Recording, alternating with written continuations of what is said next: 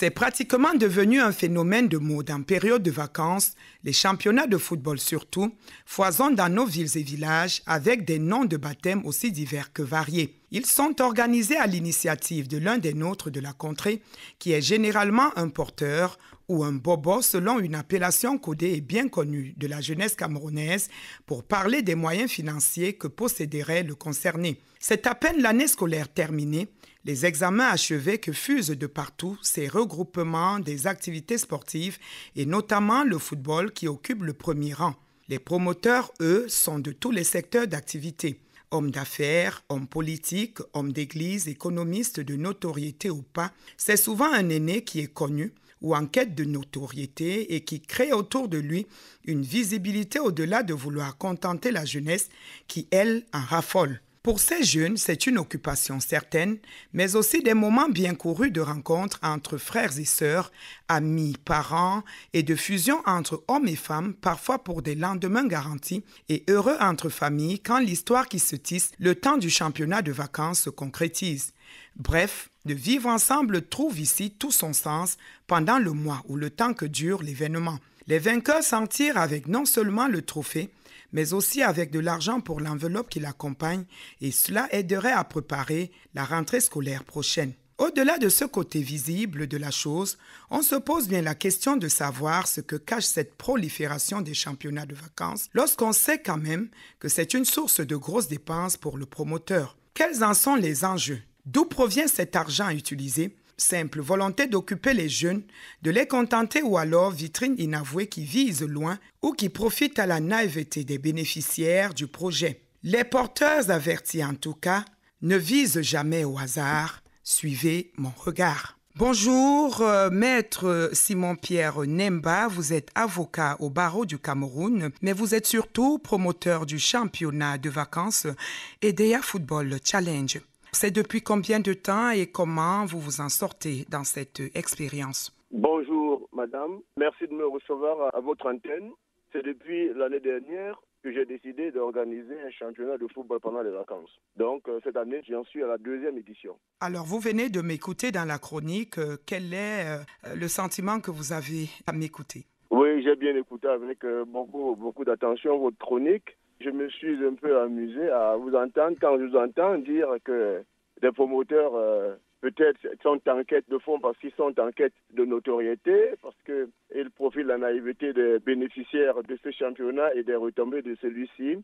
Mais il y a aussi que vous avez dit ce qui est exact, c'est que les championnats de vacances permettent l'épanouissement des jeunes pendant les vacances. Parlant de vous, qu'est-ce qui guide votre initiative? Mon initiative est à la fois sociale et sportive. Oui. Je suis parti d'un fait. Je suis natif de la ville d'EDEA parce que mon championnat, je l'organise à EDEA. Et j'ai observé depuis 4 ou 5 ans que des championnats de vacances dans la ville d'EDEA se faisaient de plus en plus rares. Le dernier auquel j'ai assisté, c'était un championnat dans lequel j'avais mon équipe. Mais après ça, cela ne s'est pas poursuivi et j'ai décidé, voyant que la ville n'était pas très animée pendant les vacances, mais que les jeunes avaient du talent et que d'ailleurs ils n'avaient rien à faire, j'ai décidé d'organiser un championnat de vacances pour effectivement occuper les jeunes, les épanouir, mais aussi leur permettre pour ceux qui ont du talent de leur faire éclore et peut-être leur offrir de la visibilité, pourquoi pas, pour qu'ils en profitent. Voilà moi, ce qui m'anime essentiellement. D'accord, c'est un simple amour du sport et puis vous voulez bien fédérer la jeunesse. Mais est-ce que vous avez fait un sondage pour savoir si c'est ce dont ils avaient besoin le plus? Oui, j'ai oublié de vous dire. Ce sont les jeunes, effectivement, qui m'avaient sollicité il y a près de 8 ans aujourd'hui. Effectivement, ce n'est pas partie de ma propre initiative. C'est seulement les jeunes qui m'ont sollicité et qui m'ont demandé d'organiser un championnat de vacances de football. Voilà 2 ans que ça dure. Quel a été le bilan fait l'année dernière? Mais le bilan est très, très, très positif. Ce n'est pas en termes de gain de ce que j'ai gagné, mais dans la satisfaction de ce que les gens ont reçu. Parce que j'ai fait un sondage, effectivement, après. Les gens ne faisaient que me demander est-ce qu'il y en aura encore l'année prochaine. J'ai compris que les gens en avaient besoin, les gens étaient très très contents, je peux vous dire. Je suis content d'avoir contenté les gens. Alors, nous avons envie de vous demander d'où vous provient quand même cet argent que vous mettez pour organiser ce championnat. Ça demande quand même beaucoup d'argent. Beaucoup d'argent, surtout beaucoup de sacrifices. parce que j'ai beaucoup à faire pour moi-même avec cet argent. Mais l'argent provient de mon activité. Je suis avocat, c'est pas que je suis très nanti, mais je suis avocat. Le peu que je gagne, je décide de le partager avec la jeunesse pendant les grandes vacances en organisant ce championnat.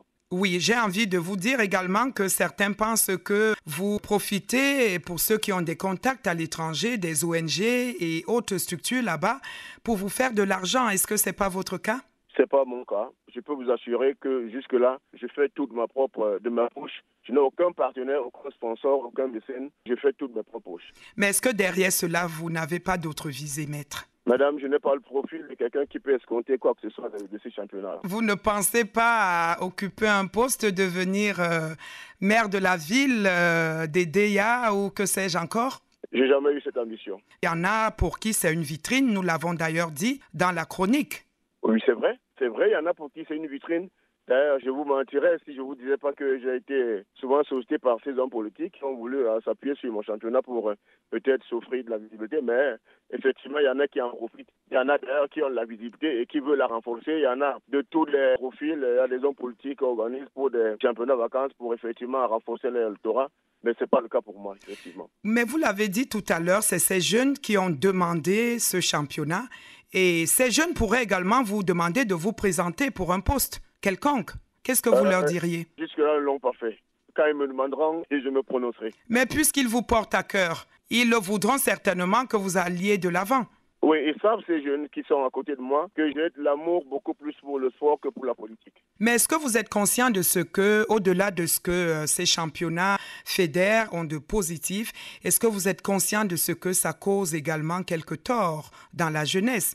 Ces jeunes filles qui se baladent, qui vont à gauche, à droite selon les programmations des matchs, il y en a qui en repartent avec des grossesses dont elles ne connaissent pas les pères finalement. C'est un fait de société, certainement. C'est des événements qui peuvent arriver accessoirement au championnat, mais je pense que ce n'est pas tant le championnat qui est à l'origine de ça. Maître, s'il vous était donné de nous dire à peu près qu'est-ce que vous mettez comme budget pour cette affaire? Comme budget pour cette affaire, c'est environ 10 millions de francs CFA. 10 millions de francs CFA et vous les sacrifiez pour la jeunesse et c'est pour rien? Oui, comme je le fais au quotidien, pour rien.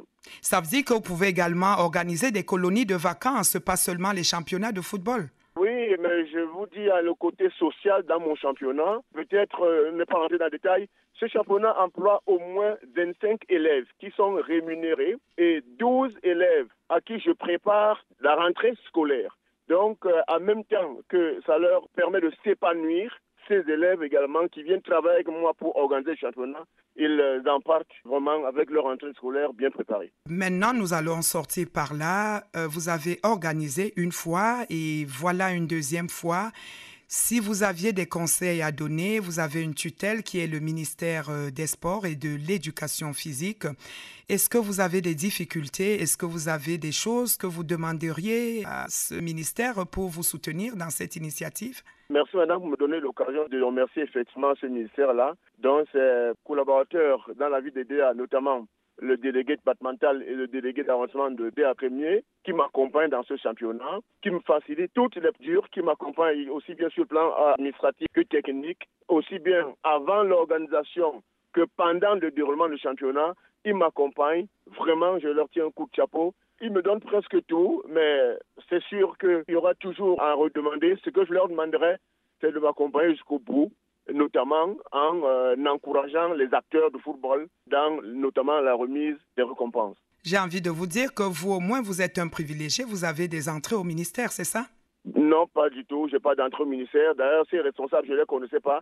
C'est quand j'ai organisé le championnat, la première édition l'année dernière, ils ont vu l'engouement que je les ai vus au stade. Ils venaient régulièrement au stade. À la fin, ils ont fait comme s'ils étaient même dans l'organisation.